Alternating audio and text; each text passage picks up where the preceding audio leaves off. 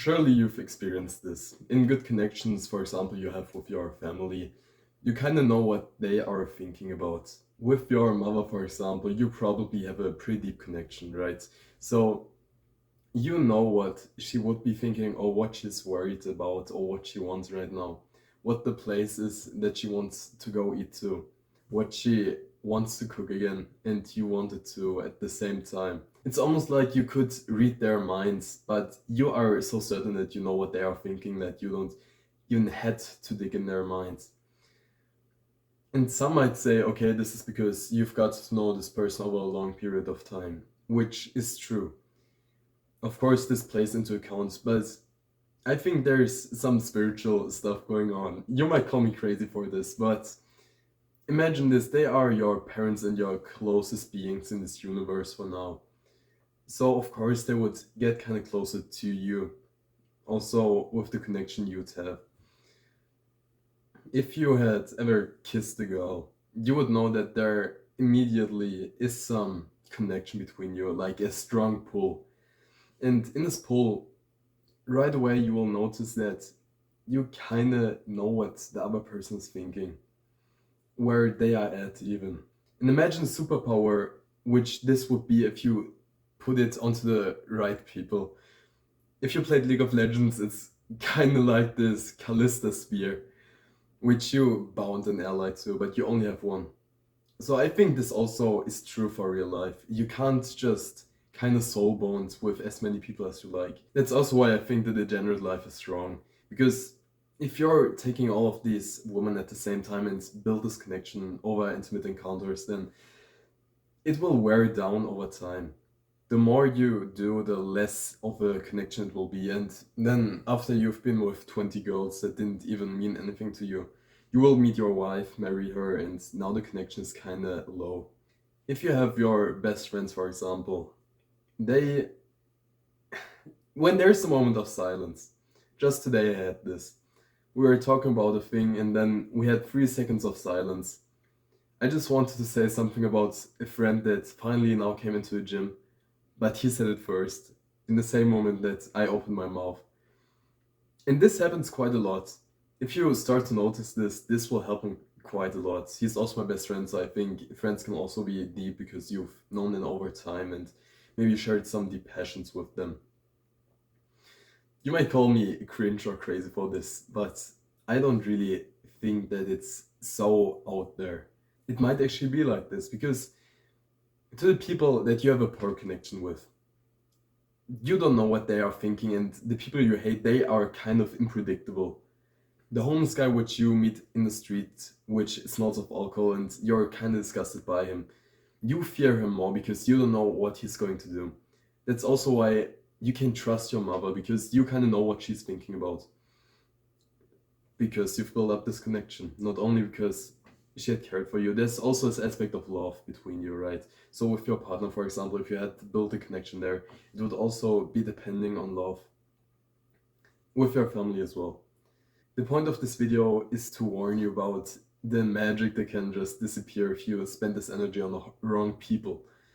You could imagine if you slept with the girls that you didn't even have feelings for, you just met at the club, then if you kind of split your soul, then it would be meaningless because you know you wouldn't actually want to have her as a wife because she goes to clubs, she drinks alcohol, she's access in anything bad. This will not be the mother of your children, right? If you would put this Callista spear onto the wrong people, you'd run out of your connections eventually, and this will lead to, I think, a weaker relationship in the future. So, this is why I think you should not fool around in the early years, to not take the girlfriends that you will leave again eventually and you know that they won't grow with you. I think you actually have the responsibility to wait and look for good girls which you can then make your wife, right? It just seems weird to me and kind of pathetic that there are these young guys which go for the wrong girls, which have the bad habits, which are drinking and scrolling on TikTok all the time, which have these mental illnesses and don't even receive the gifts of love by their men. And honestly, you would want a loving relationship, right? And if you thought of what happened before, then I've talked about this concept of you will get a partner on the same level as you. This will lead to issues. Imagine you've been intimate with two women, and now she's the third. Most likely, this will also be the case for her. So she slept with two men too, because you will get the equal, right? So then the relationship wouldn't be as strong as it could be. So again, you might call me crazy for saying this, but is it really so out there, such a conspiracy theory? Because you know the people you get along with well, they will build up a connection with you, and it's kind of unshakable. Now, if you're in a friend group, most likely you have one or two good friends in there, and the rest you don't really like or don't appeal to your values. And if you have these guys, then automatically they are kind of unpredictable, right? You don't know what they are going to do. You don't know them as well as to say, okay, he's going to go to the gym today at 17 o'clock. I kind of feel that he will be there. Automatically, if you got into this soul bond, you will feel where the people are or what they are doing. You will think about each other at the same time and know what the other person is thinking. So if you've got this gut feeling to know what the other person is thinking about, then this will probably be true.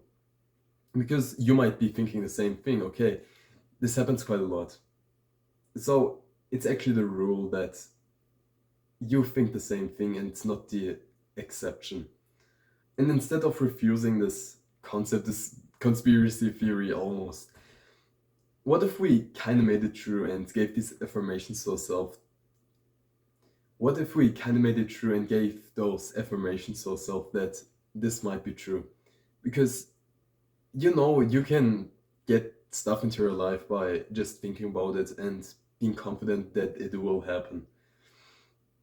Just at the last chess tournament, I thought about the enemy playing the worst move kind of autistically for 10 seconds. Looked at the board, imagined how the piece moves, and she did the exact move, and it was the worst one, which didn't even have any logic behind it. So am I crazy for believing that we should not just look at chances and stuff? Because if we believe in something to the point there that it happens most of the time, and keep this positive thinking in our heads, not this, he will not do that, but he will do this, then I think we can actually kind of manipulate the universe. I'm sounding like a crazy homeless man, am I not? I wish that you will actually be so open as to try this and kind of trust in my words.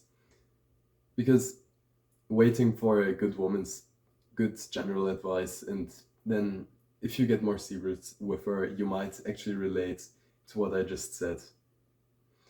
Because this will go such a long way. If you have a loving relationship, then you will of course feel where the other one's at, and you'll be thinking about each other at the same times.